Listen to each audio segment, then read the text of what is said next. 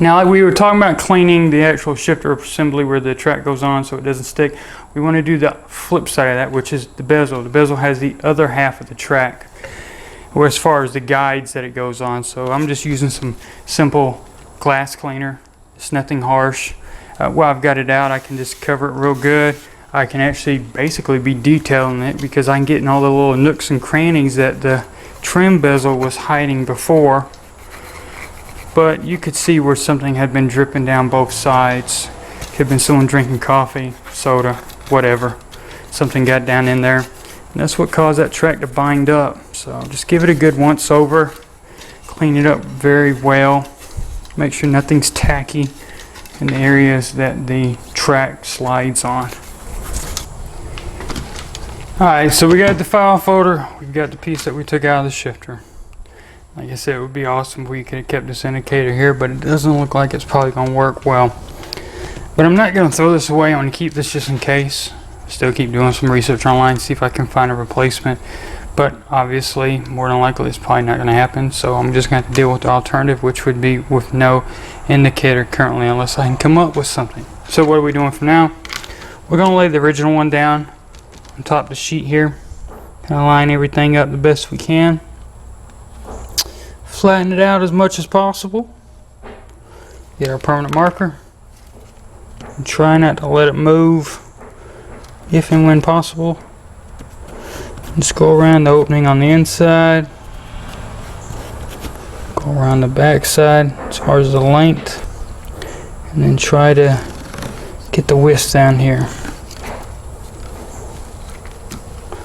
Like I said, we're not going to be able to include that indicator, so don't worry about marking that out. Just mark as far as you can, and we'll complete the lines as we go. Now, we know that this is going to be the front. Probably doesn't hurt to put a small F on it. You won't be able to see that once we're in the vehicle. So now we need to go back and cut it. I'm going to start using the straight lines with a pair of scissors, and when I get towards the center where I need to cut this out, I'm using an X-Acto knife. So that's another reason to buy another tool.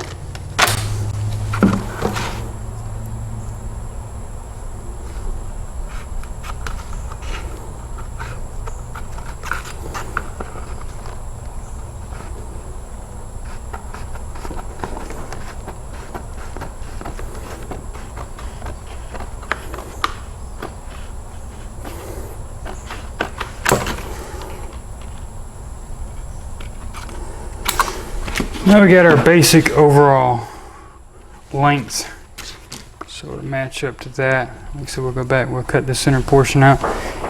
It's obviously very flexible, so that should work to our advantage. This feels like art class in middle school, except without the sharp knife.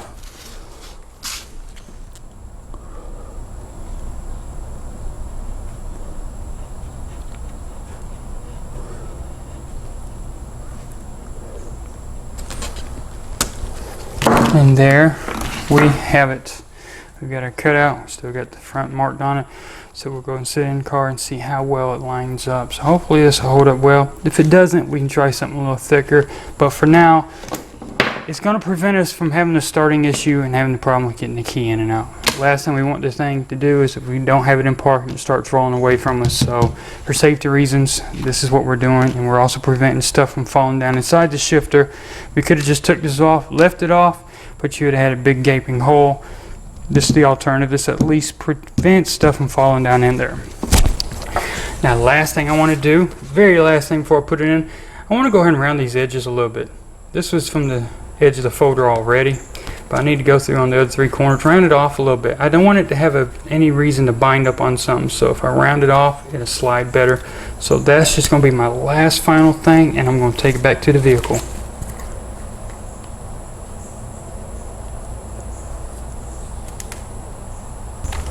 Alright, so we get our piece that we made. We got front still on here. We know that's up. We just lay it down on there. Now it comes time to get ready to put the prindle on. Now it came off separate from the trim bezel earlier, but you have two options. You can sit it down on the shifter assembly and try to keep it there with your fingers. Or if you look at the ends, there's two cutouts. One here and one there. What that does is line up with two fingers here and here. And as long as you line it up properly, which would be this way, you should be able to line it up in there, press it down in there firmly, and it should stay in place. So that way you don't have to worry about it. Now if it was to pop loose, that's one thing, but just make sure it's just firmly up in there, and that should be enough to keep it in place while we're installing it. Just keep an eye on it, however. Now what helps when you're going back with this trim piece is move the shifter up at least one position. Don't keep it down in one, keep it in the second, or move it up towards drive. That's fine. Now I'm going to keep my fingers on the back side to kind of keep that parental display lined up, and like I said, if it falls out, I'm just going to take it off, sit it on the shifter, and try to hold it there. Now we're going to go back the same way we took the console off and the upper trim piece. We're going to go in at an angle. I'm going to get the front down in there, kind of line everything up as I go. Still holding on to the parental assembly the best I can. Make sure the back looks alright. Now as I start coming down, I can see where the latches are on the side. Make sure they're lining up to the catches. Make sure everything looks good, it's overlapping. If I need to go ahead and push down, I can. Start snapping it in. And we'll double check the front. It may have just snapped in. If you're not sure, put your two fingers up front and push down. In this case, they did latch in already, which is good. So now, we're going to check the operation of the shifter assembly. Just going to squeeze in on the top release button and go front, back, go back and forth a few times. Look at it. Make sure that the front part doesn't look like it's binding. Take a look at the back, make sure it ain't binding, and check around where the shaft comes up for the shifter handle, because that's the weakest point because we cut so much out there. Take a look at it, make sure it doesn't look too bad. Luckily it stays pretty flat most of the time, so it doesn't have the ability to bind up. So we should be fine there. And like I said, you're going to lose your parental display indicator. I won't say that over and over and over again. But if you know how to drive a car, you're not worried about it. Nonetheless, everything looks like it's lining up well. Now we can actually move on to putting the handle on, and we can go ahead and make sure it's connected up properly and that the release button is operating correctly. Now when we go back with the shifter, you're going to notice that the release button's pushed in and it's not sticking out like it normally would be spring loaded. So what we need to do is we need to get it set to where we can put it back in the vehicle. Now what I've got to do is this little white piece down in here at the bottom, I need to get that moved over. And when I get that moved over, see how the button comes out? I pull out, the button goes in. I need to get that all the way moved over because it's a notch. If you look real close, you'll see the notch. The notch is actually going to be lined up with something on the shifter, and I'll show you what that is. It's a little wedge that comes up that pushes down on the mechanism. So I need to keep that all the way out, and I have a couple means I can do that with. I can use a screwdriver to keep the button completely pressed outward, and I can wedge something between the chrome part of the button and also the ring around it. I can get an old wire tie, shove it down in there, and make sure it's fully seated. And then when I let go of the screwdriver, we're still moved over. You can see that actual notch right there. It's a little groove going from left to right. Now I've got my wire tie in there and the button's held firmly in place. I'm good to go for now. We're going to move back over to the vehicle. We just got to make sure we route the wire properly. Now you don't have to necessarily use a wire tie. If you think you can hold on to this button long enough to get it all lined up, great for you. It may take me a little bit longer routing the wiring and all, so I'm going to go ahead and use the wire tie that's wedged in there to keep the button extended. Like I said, if it comes loose, it's no big thing. I get back in there for a screwdriver, I move it over, wedge something else in its place. So now it's back to the vehicle so we can get the shifter portion lined up right there. Now this is that plastic wedge I was telling you about that's on the shifter that has to line up with the handle. As you push in on the button, it pushes down on this wedge. That's what releases part. Main thing you need to keep in mind when you're going back with the handle is keep this pointed at about a 9 o'clock position. It does rotate slightly, and that might cause you some issues going back. Kind of make sure it's lined up properly so you won't have any issues with the handle sliding on. Now when you get ready to put the handle assembly on, pay attention to your cutout around on the track assembly you just made. Take your time, get the wiring on one side. As you're going back down, make sure it goes where it needs to. Watch that track, make sure it goes around the handle properly. Don't just force it down because you could damage it if it's not lined up right. Take your time, get everything lined up. Don't be in a hurry. You don't come this far. There's no need of messing things up or having to do things over. So I'm going to work with that. Once I get it down, we'll worry about plugging it in and putting the set screw back in place.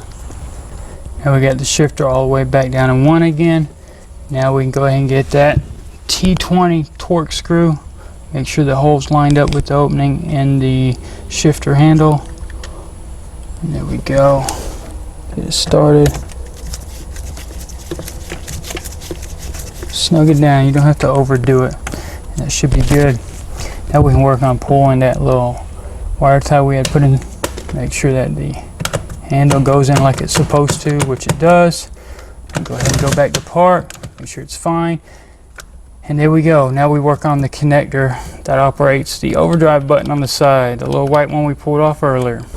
Now looking from the side of the console, we're on the passenger side. That's that wire that came off the T handle that we just put in. We just got to sit here and plug it back in to that connector that we gently unplugged earlier. Just push it in until it fully seats, and bam. And there we have it. So now the hardest part's over. We've got that shifter handle back on. We've got the track built. Now everything's just opposite of removal. I feel I've left you enough cookie crumbs so you should be able to go back without any issues. All you've got left is to put the console back in and make sure you put everything back in that center console. Make sure all the CDs are alphabetical order, or however the customer had it before, or however your wife had it in my case. So there you go. You've got a way to fix something without spending a lot of money. It's not 100% perfect, but it's at least 80% perfect, and it's not going to cause any problems. So I'm giving you options here. That's what I'm all about. I'm going to show you ways to fix things. It doesn't always have to be a Chrysler vehicle. It could be a Ford vehicle, for example. And that's exactly what I showed you today. Had an issue, thought about it for a little while, and came up with a solution that works well for me. Now, long-term testing is going to say a lot about if it's going to hold up. For now, I think it's going to do great. Didn't cost me no more than probably less than $5 between the X-Acto knife and that file folder, so I'm not out a lot of money. So if you got any comments or suggestions about today's video on this 2007 Ford Mustang, or anything Chrysler, Dodge, Jeep, or Ram, and I guess shortly I'll have to start including Fiat, whether I like it or not. But nonetheless, if you got any questions, always feel free to email me at david@motorcitymechanic.com. Also, you can find me on Facebook. I'm on Twitter and Instagram, and if you like this video, definitely please give it a thumbs up on YouTube. Once again, everyone, thanks for watching all these videos. Yeah, natural shine there, that's 100+ degrees in the shops, what that is. Sure put a little makeup on. Anyways.